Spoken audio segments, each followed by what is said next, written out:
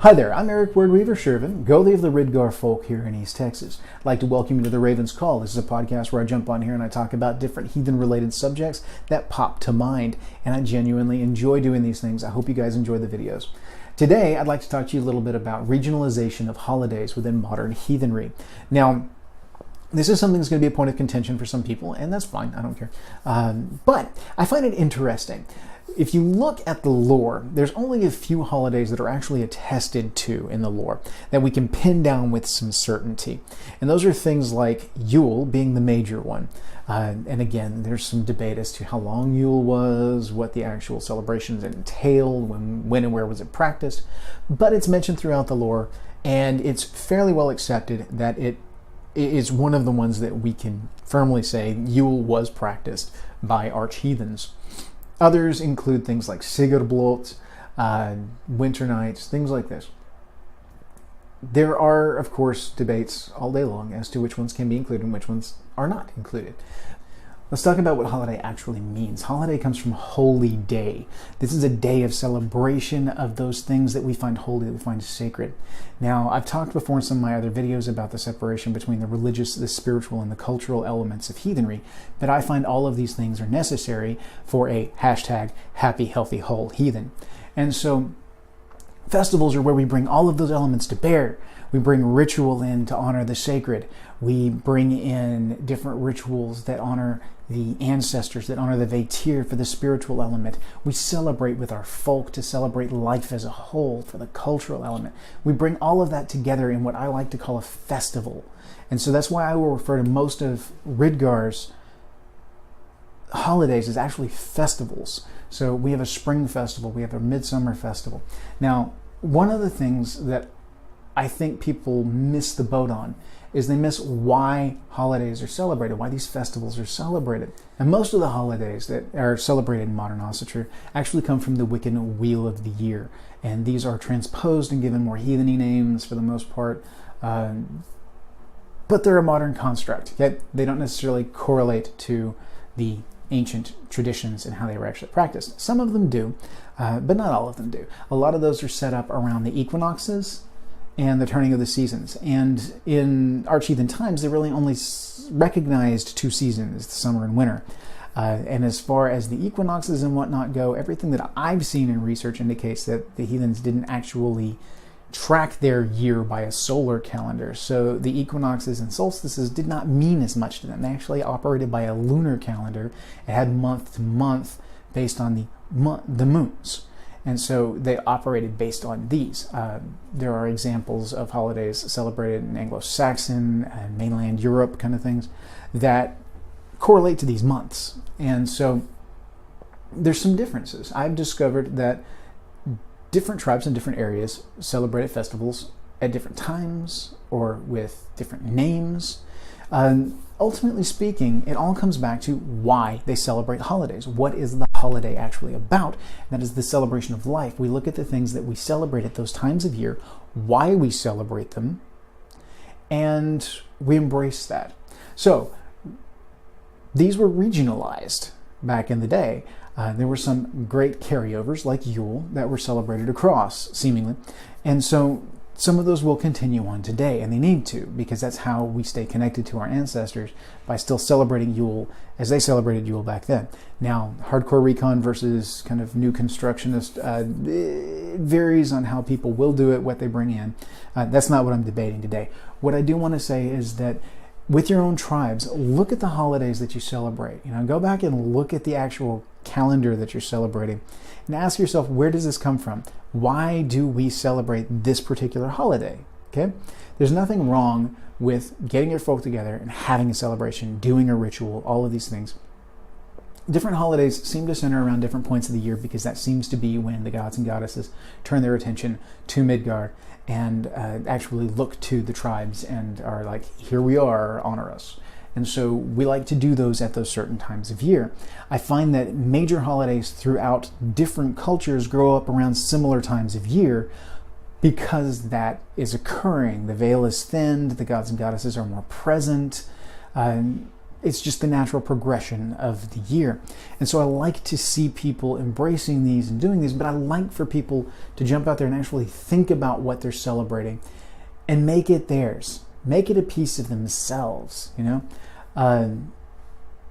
If you want to go out and have a midsummer celebration, have a midsummer celebration, but understand you're doing it because you recognize these things in the world around you. You recognize the height of summer. Like in Texas, midsummer takes on a whole different element because summer is grueling. It's our winter for the North. You know, in the olden days, you celebrate Yule, and it was the dark times. It was when people had to band together to survive. Let me tell you, that's Texas summers. We have to come together, band together, work together to be able to get through them. This is when we're going to have wildfires. This is when we're going to have floods. This is when we have hard times. Our winters, easy comparatively speaking. Other areas of Northern America, not so much. So when we get together as a tribe and we celebrate midsummer, we're celebrating the banding together of the tribe, the survival of the tribe. And we recognize the sun, we recognize Sona, and we honor Sona for the gifts that we have on Midgard. Now, in the spring, new life is coming up. This is one that I find is a point of contention for some different people because Ostra, the name Ostra or Ostara, comes from the Wiccan Wheel of the Year. And there's tons of debate as to where the name Ostara comes from, what it means. Now, there is an Anglo-Saxon goddess Easter that the name Easter actually comes from. And she is celebrated around this time of year. But that doesn't necessarily translate to northern Scandinavian areas. That was one that was more prominent on the mainlands. So we debated back and forth in our own tribe about how we were going to do this because we definitely felt like we needed to honor the gods and goddesses. And we needed to honor specifics in this season because it is the coming forth of life. It's the coming forth of the growing season. And it seems like a right time to do this. Seemingly a lot of different cultures feel this because a lot of different cultures have celebrations that center around this time of year. So we made it ultimately Ridgar because what we call it doesn't matter. What we call it is not important. What is important is that we get out and we honor the gods and goddesses, we honor our folk, we honor our ancestors in the Vatsir of the land, and we set up to try and have as successful a coming year as we can.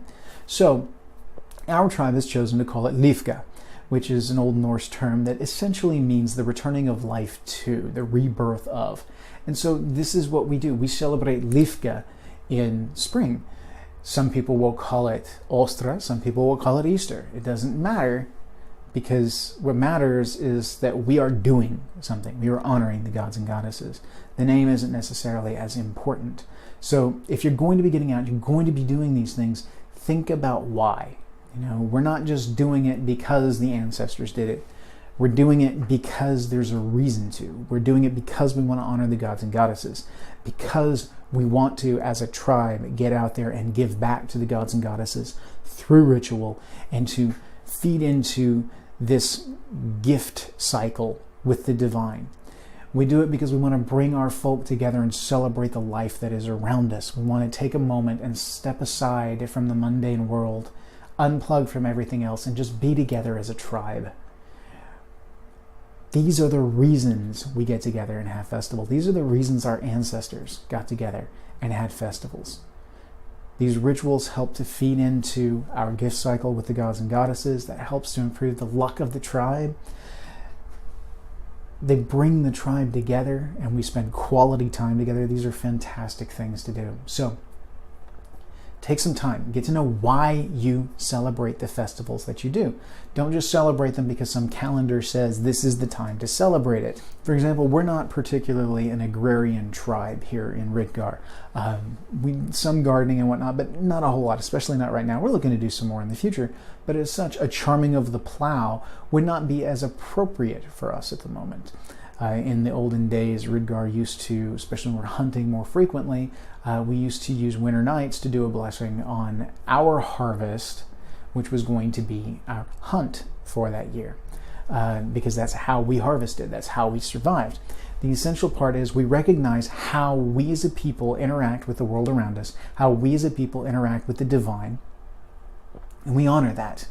And we set time aside and we do things, active forces.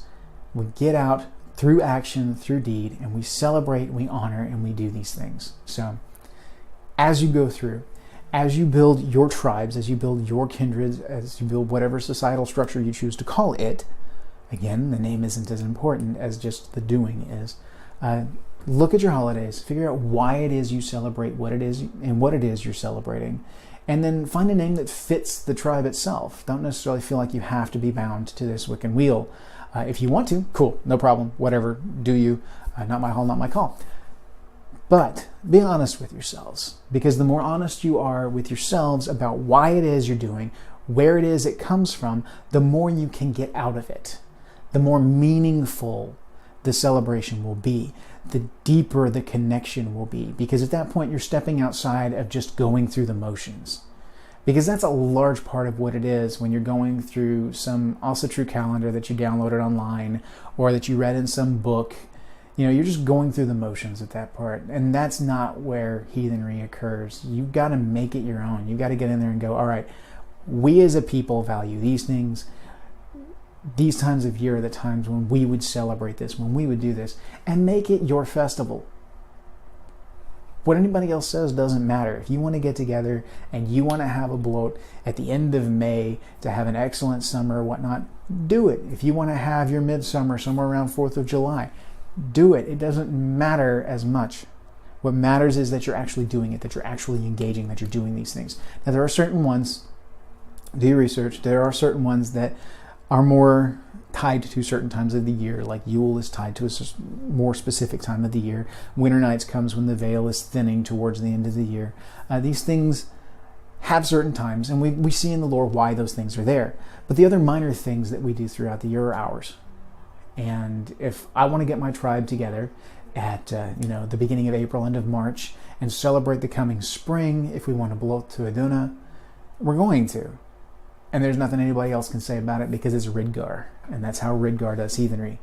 I'm not really interested in other people telling me how to do heathenry, or that, we're not heathen because we do things differently. No, this is how we do it. This is how the ancestors did it. They developed what worked for them. They celebrated what mattered to them. And so I'm keeping in the spirit of that and regionalizing the holidays to fit us, to fit our seasons, to fit our lives, and to honor our gods and goddesses as we see the best way to do. So that's just from my point of view.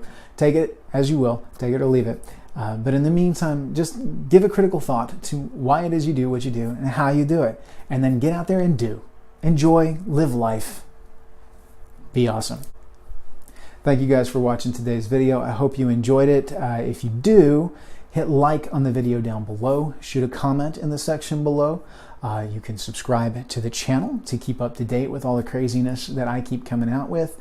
If you're going to see what kind of weird stuff's going to come out of my mouth next, hit the little bell icon down there so that you get all the notifications and know when a new video comes up. Or you can also jump on my Facebook group, Word Weaver Productions. That's Word-Weaver Productions. It's an open group. Jump on there, hit join. I approve everybody that comes through so you guys can keep up to date on my videos, what's going on. It's a great place to have some conversations. I love to get feedback and some discourse with you guys. It's a great way to do it. And then of course you can also follow me on Twitter at Eric_Sjerven. That's ERIC_SJERVEN. So check me out online. Give me some feedback. Let me know what you guys think. If you've got ideas for videos, if you've got stuff that you want me to expound on, or you just want to blast me because you think I'm incorrect, hit me up. That's fine. Bring it on. Let's see what we got, okay? In the meantime, you guys have a fantastic day. Hail.